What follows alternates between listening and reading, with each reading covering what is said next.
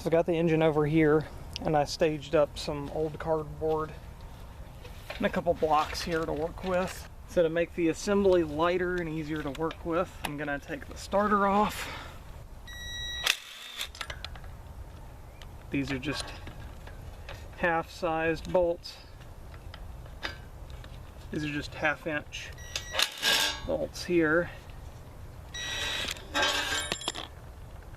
Interesting. I wonder if you got to work on the flywheel, how that comes off. Is that just a beauty cap? Maybe just a beauty cap. Yeah, it is. Okay, cool. That had me worried for a minute. Okay. I'm going to take the seat shield off so I don't bend the shit out of it. This dipstick tube's gonna wind up coming off anyway. That was a ground that went to the starter. There's a clip here that goes on the top of the starter that holds down on the ground. Okay, it looks like the oil has settled, so I'm gonna try and get some more of the oil out of it one way or another. Thinking maybe to try and tilt this into the bottle. Oh yeah, there's oil. Ish, oil-ish.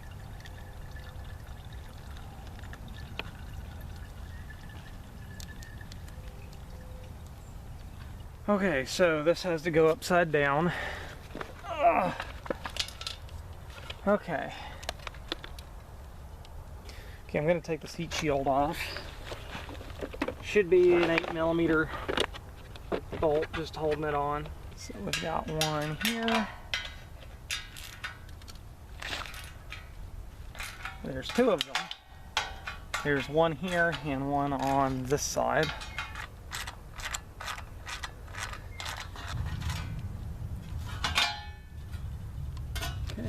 That. And now we have the oil pump down here. That's what this plate is. 8mm bolts again.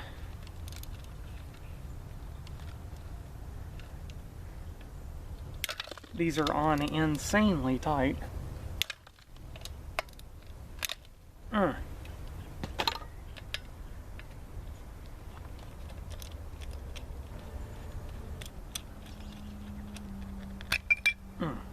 Got it. Okay, so basic O-ring, still in good shape. There's the oil pump, the gear. That looks fine. I don't remember if this particular model has a screen in it or not. So I don't know if this is necessary. I know on the older ones it was necessary on some of them. To try and pull this gear out.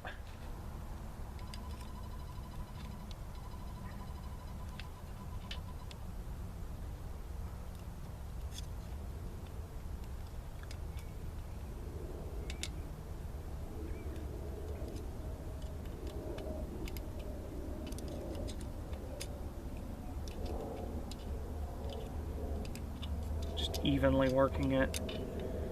There we go. Yeah, so this seems pretty self-contained. Something already looks kind of weird in there. This looks pretty self-contained. So, I think this is fine. I'm just gonna set it back in here. There doesn't seem to be anything wrong in here.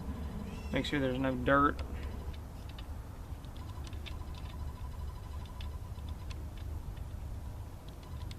And get it back on that.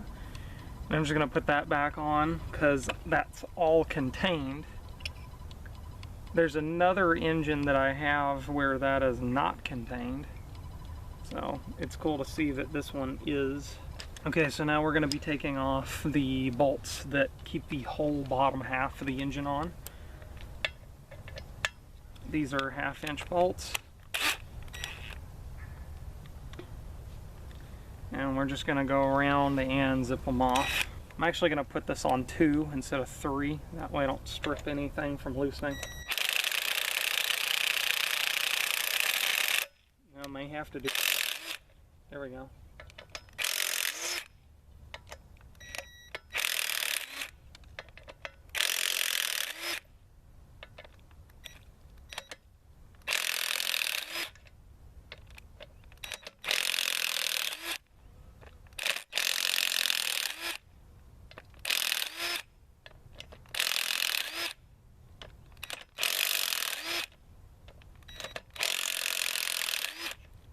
Okay.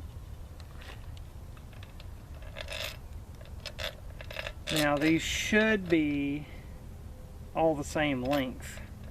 Should be all the same length. We are all the same length bolts. I've got to knock these ears with a hammer.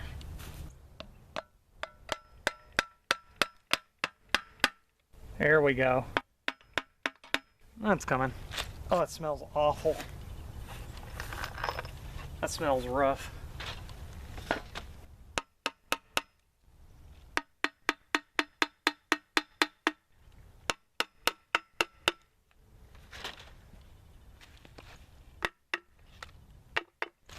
There we go.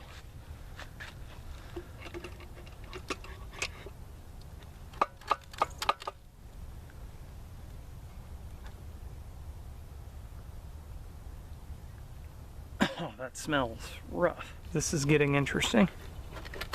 There it goes. Okay. There's our bottom part of the engine. Now we're in it. So we have our governor, our camshaft, our crankshaft. I'm going to clean the crank real quick because I've got dirt from pulling that off on there.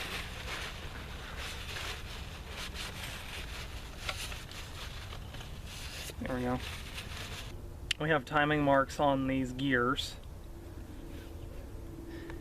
To make this kind of easy, I'm going to turn the crank to match them up so it's easy to put the other one in. Close enough. Alright, this is the governor here. And it does not look bad at all, which is a good sign. I don't see anything hung in the bottom of that pan. Oh yeah. Yep. That that compression release has left fucking chat. It's gone. It doesn't exist anymore. Okay, let's keep going. Where did it go? That is the question. Oh, found it. And boy is it in there. There you are, you little fucker. Man, oh man, that is lucky. The whole thing came off in one piece and didn't, at least it doesn't look like it in any harmful way got caught or banged up into the engine at all. So that's nice. Now getting it out is going to be a pain because it's all in one piece. Gotta fish it out of here. Yep. Yep, that's got it. There it is. There's the compression release. That's the whole thing. We got really lucky. It looks like it got dinged, kind of chewed up a little bit on the top, but it looks like it may have hit a connecting rod and then shot off to the side and didn't actually get wedged or banged in anything, which is good. I'll have to take the valve cover back off and get the push rods out so I can put these lifters in correctly with the cam. So looking at the exact point of failure, so the way that this thing works is you have this, which is the compression release, the decompression release, that's on the cam like this. You have a post here. This post here makes the cam profile slightly different so that it can start. You have a pin that goes all the way through the gear here. And what happened was that pin sheared off. Here's the other side of the pin. It sheared because it got weakened from age. It sheared off. When it sheared off, this fell while the engine was running. And I think this is how the crime scene went. It flew off while everything was spinning, somehow made it around and chipped this weight here, and then got flung off in the corner. The pin wound up in a dip in that bottom corner, and the actual release assembly was over here when I took it apart. It probably fell down here and was in the bottom of the engine. I'm glad I found every part of it. The whole assembly was intact except for the pin that sheared off, and the piece of pin was in the bottom. So we're looking good. We're looking good. I was nervous about that. So now it's on to getting the gasket surfaces prepped for new gasket. Okay, that's cool. I'll go through here and clean this gasket off. So that took a couple hours. Nothing but scraping the old gasket off and prepping the surface and cleaning it. So that's set. Inevitably, even after cleaning, there's going to be some gasket material in here, which sucks, but I'll run some basic cheap oil through it, and since it's got an oil filter, I'll leave that one on there so it can filter that out before I do another change. So now I'm ready to assemble. I'm going to be using new, I've got a pair of new seals to go in, which I think I'm going to change these after it goes together, because you can change that one and the other one while it's still together. I'll probably do that because I prefer to do that. I've got two new lifters. Didn't look like there was anything wrong with the originals, but with putting a new cam in, I'd rather just use tappets that were meant for that cam, I think. So I'll probably just use these. Ironically, all of these replacement parts feel heavier and better than the old original part. Here's our replacement cam. This is what that's supposed to look like, and not in the bottom of your engine. So that's cool. So our lifters go in these valleys here with the push rods, which I'll have to put the push rods back onto the rocker assembly when this goes back together. But I'm going to stick everything together and then start putting the gaskets together. I'm going to use the paper gasket, but I'm also going to use some just oil resistant black silicone for around the gasket, just in case. This engine's old. I think the year stamping in that is like from 2007, so you know, nothing's gonna be perfect surfaces, and plus I had to do a lot of shit to get the gasket off, so I'm not expecting it to be perfect. And that replacement gasket was, of course, they fold them up and they get kinks in them, so it'll take care of any imperfections. So I'm just gonna go around and lay down some silicone, put that on, and then sandwich it together with some on the other side and let it cure. But for now, let's reassemble. Just comparing the old ones to the new ones real quick for these lifters. It looks like the old ones are a little bit thicker, so they got a little bit more of a lubing indent in the end, but I don't know. Normally you're supposed to use new lifters with a camshaft in vehicles, and these do kind of have a wear pattern to them, and the push rods are original. I'll use the new ones. Yeah, I'll just use the new ones. The wear patterns are going to be different anyway. So we're going to use the new ones. I'm actually going to use some transmission fluid just to get these lubricated to put them in.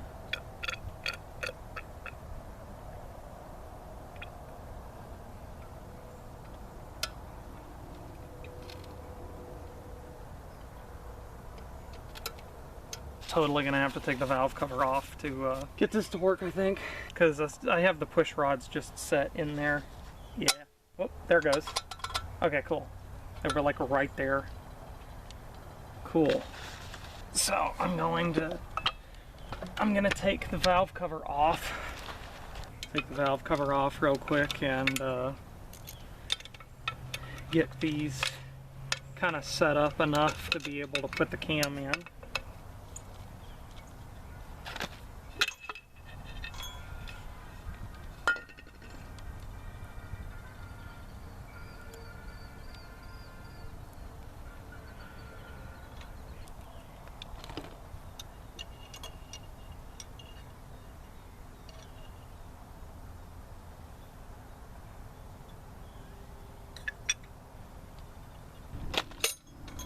There it is.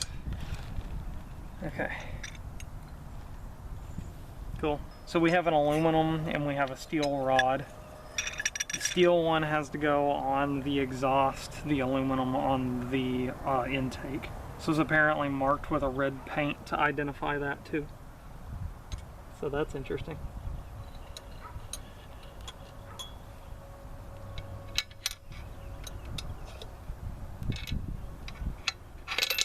So I'm going to go ahead and throw the tappet lifters, whatever you want to call them, in here. And just place these in. There's wear marks on one side that show where they sit in the retainers up here.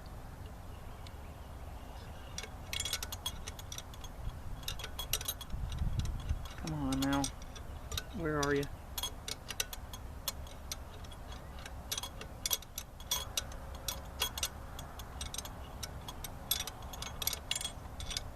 Hold on. Which one of these? Yeah, okay.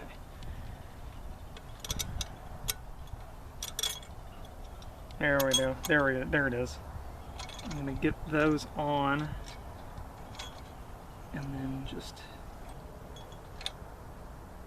Oh, that's right. I didn't even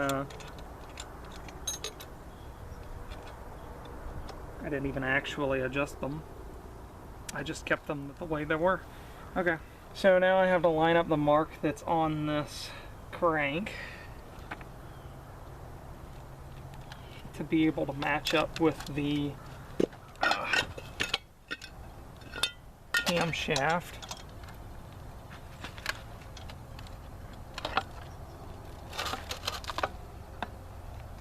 Alright. That's decent. Maybe a little more.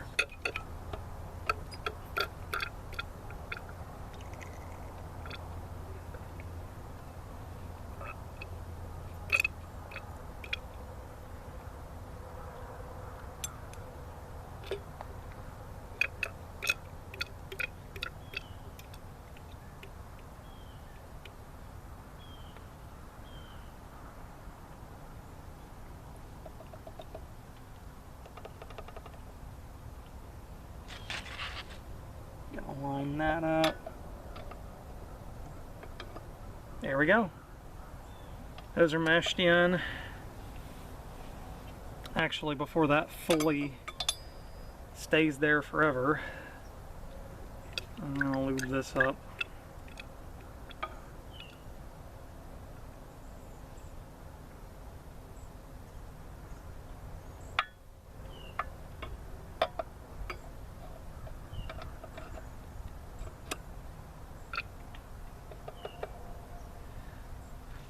Don't want any grease on that spot where I intend to put a gasket, and I've already failed because there's fluid here now.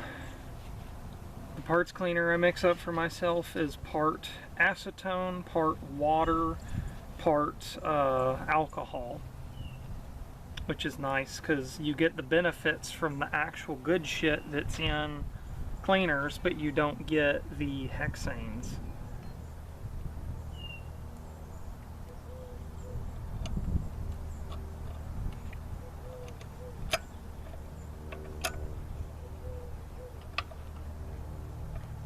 Pivoter's in place. There it is. Okay. Ooh, that's a really tight paper gasket. That looks like it would be a bitch to get in line correctly. Like, it's gonna be super accurate if you try and use the bolts, but I'll start with the sealer first, and then we'll go from there. I'm gonna go wash my hands really good so I can use the sealer. So I was thinking about it, and the bottom portion of the engine, this is gonna have to flip upside down, and it's got that little piece in the oil pump. I think I am gonna take the inside of the oil pump out and assemble that after it's been put together, because I do not want that falling out. Would be terrible. I'm actually gonna plug the bottom of this oil pump with its cover. That way it quits puking oil everywhere.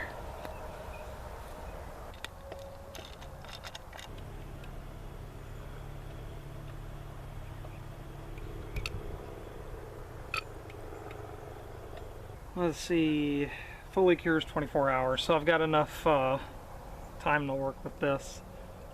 Never mind. That shit smells like ass. That's terrible. Yeah, we ain't doing the Felpro stuff. That smells awful. I'm gonna use the Permatex. Papers may be irritating. Damn right.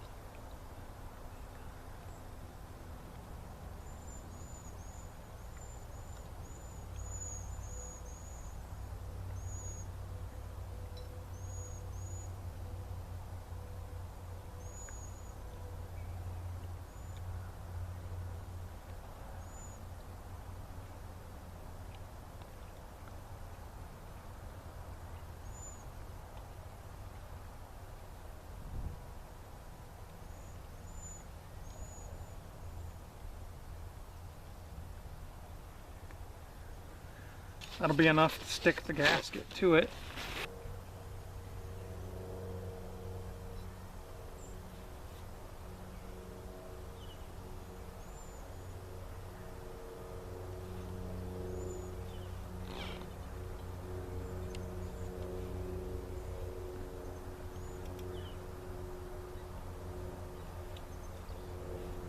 Yeah, that's going to help a lot.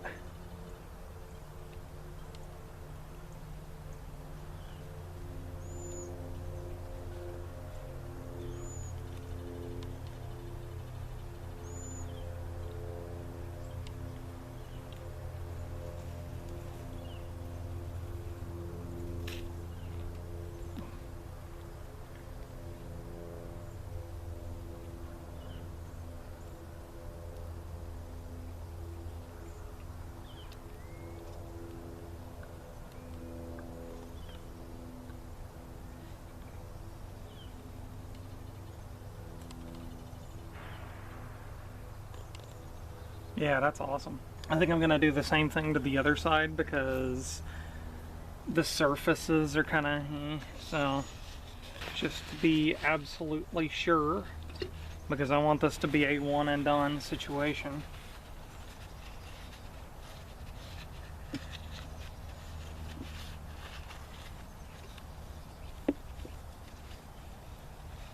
I'm gonna knock this seal out real quick. There we go. Now if there's any surface imperfection in any of this, it's not gonna matter because I've got a paper gasket and I've got RTV on both sides. But now I have to try and assemble this without getting oil on any of the sealing areas I just did, because there's still oil in here. It's gonna go on like this.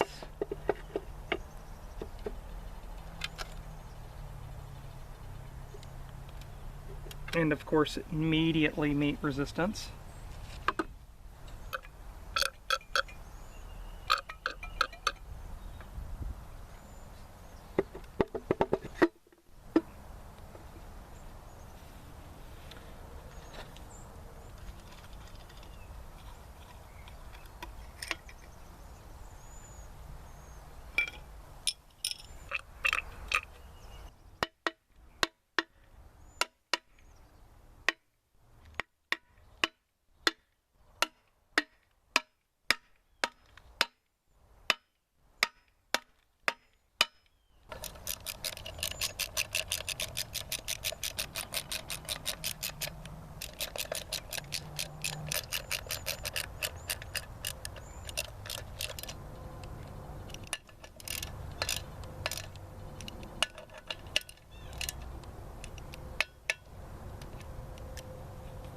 That's that part done. Put the oil pump parts back on.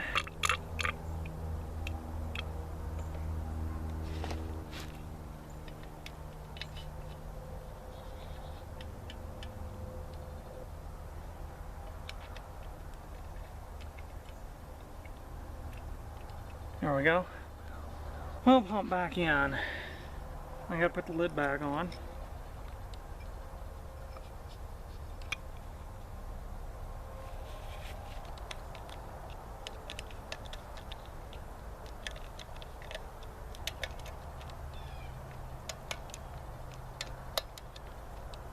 Alright, everything will be safe for me to put the valve cover back on here. Which the valve cover will be another day of cleaning. I am burning daylight. So what I'm going to do is I'm just going to throw it on just to close the other end of the engine. Shouldn't be too bad because it's literally stamped steel and it's going to be just getting the RTV that's on there off. And I can always just use ultra gray, which will cure very quickly. To be able to get it running when I go to put it in. But I've got time because it's going to take time to put it back in. Alright, now we're looking at the seals, which the first seal is on the back here. And the old one was very hard and worn. So we're going to use new seal here. I do this on Honda cars all the time where you put the seal on afterwards. I don't think this is going to be a problem doing it here either. First thing I'm going to do is come in here and clean the sides as much as I can. Yeah, that's good. So the trick with these is you don't want to bottom them out, because if you do, you're going to plug the hole that runs oil through to lubricate the inside of the seal. So you have to be careful.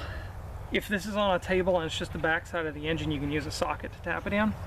But what I do, they always tell you you're supposed to install these like dry.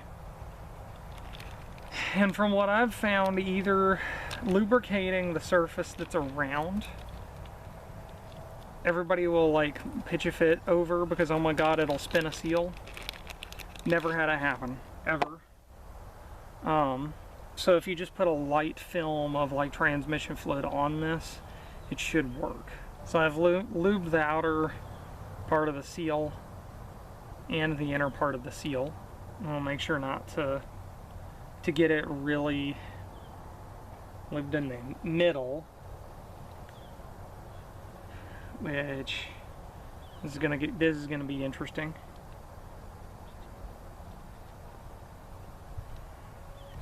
Okay.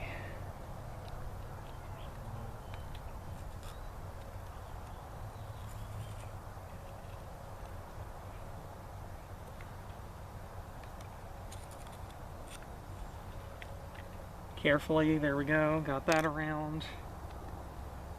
Okay. Make sure that's all the way around.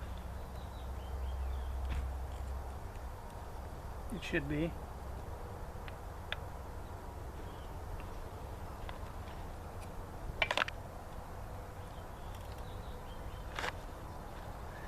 Okay.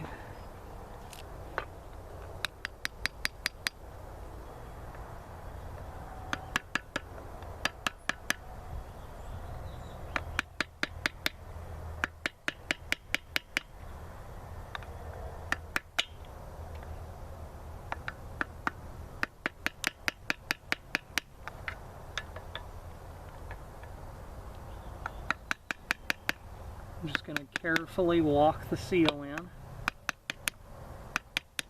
bit by bit here.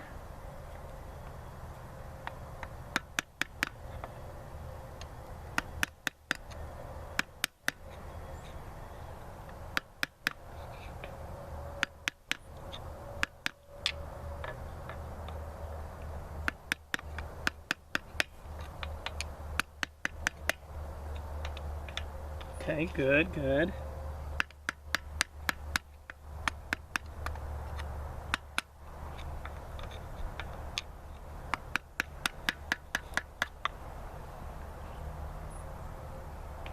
Okay, we're getting there.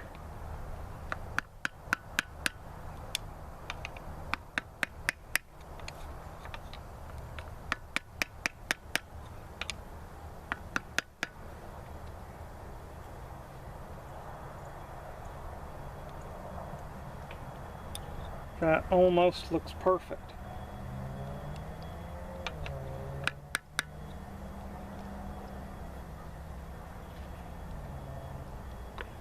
So what I did for that is I knocked it in just to where it was touching the ball on this socket driver. Just very carefully working it around until it was exactly that deep. And it's almost like they made it to where that's the exact size of that seal. So I think that's gonna work for us. Yeah, because that looks like the same amount of distance. I have torque specs for this engine. I'll come back with my torque wrench and set these in pattern. I'll throw that on the screen. If you've watched my videos before, you've seen me use a torque wrench. You know the drill. Okay, so I ran into a big issue. When I put the bottom back on, I went to torque all of these casting bolts, which go from the oil sump half to the engine. I torqued them all to spec. I did it with a manual beam type torque wrench. And every single one of these torqued to spec, except for this one. The third came out of the engine block. Now, normally, if I had the money for it, I would buy a tap, a drill, and a matching bolt, and just take this all back apart, drill that, tap it, put a bolt in, tighten it all back up, be done. I don't have all of that, so right now we have one bolt, which the next ones is this one and this one. We have one bolt that's out. I sealed the ever-living shit out of this. 2 layers of ultra black on both sides of a paper gasket. So I'm going to fill it up with oil. We're going to give it a shot like this.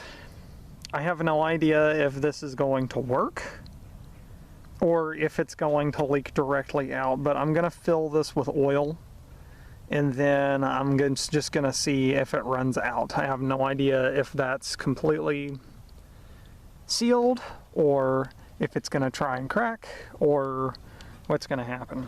So I have filled it back up with the old oil just for a test. I put a trash bag under it and then set it in with some space So if it goes to leak oil, it'll leak into the bag, and then I'll be able to see it. So now we wait. I'll let it sit overnight, and then we'll come back in the next one and see what happens here. So filming the final bit of this was a little bit delayed, and we've got some rain, some weather, but I got it all back together.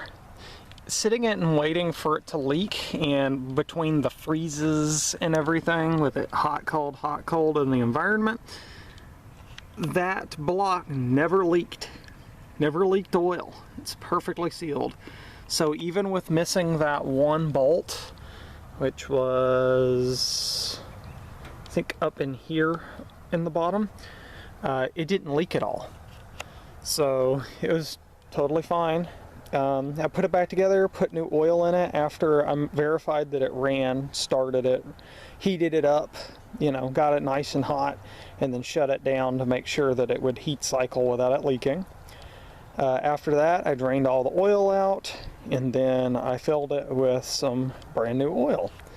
Took about I put about 1.5 quarts of oil in, and then ran it, shut it off, waited for it to chill down, and then topped it off on the stick.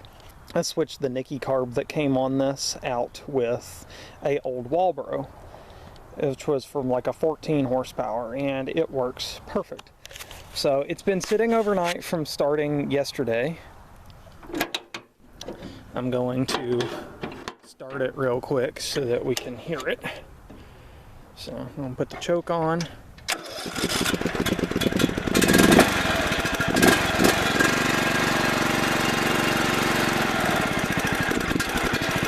can even idle it all the way down there. That's all the way down. But that's the problem.